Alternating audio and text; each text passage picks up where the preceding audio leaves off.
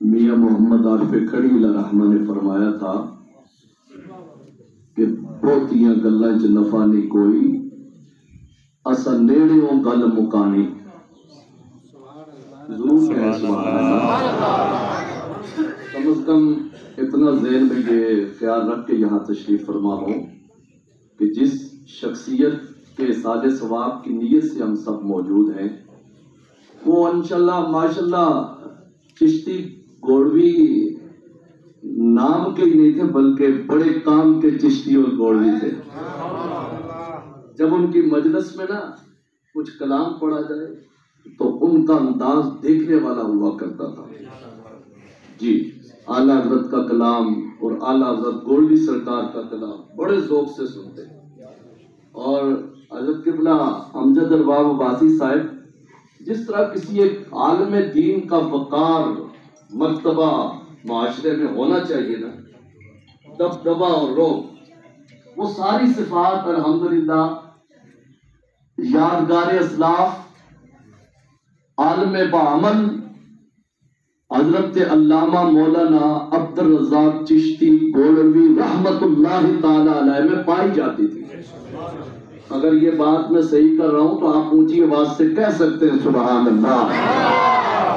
حضرت میں 5 یا 6 منٹ کی حاضری پیش کروں گا۔ حضرت قبلہ کا بیان بھی ہے، رب بوتیاں گلاں چ نفع نہیں کوئی، اسا نیڑیوں گل مکانی۔ بوتیاں گلاں چ نفع نہیں کوئی، اسا نیڑیوں گل مکانی۔ گل کریں او محمد بخشا جو اگے بھی کم آنی۔ فرمایا بس کر میاں محمد بخشا موڑ قلم دا گھوڑا۔ او بس کر میاں محمد بخشا موڑ قلم دا گھوڑا، ساری زندگی غم نہیں مکنے تے ورقہ رہ گیا تھوڑا۔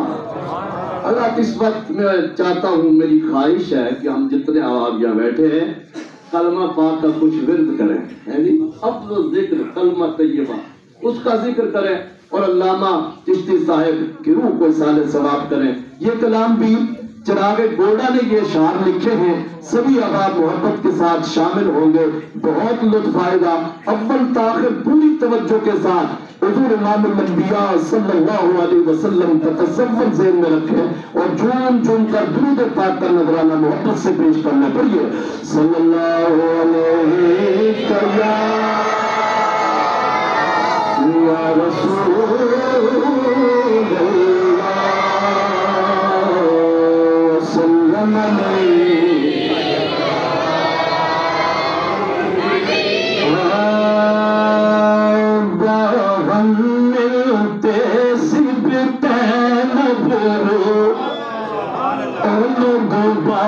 ہم ملتے سبتین برو اے آب روئے دارین برو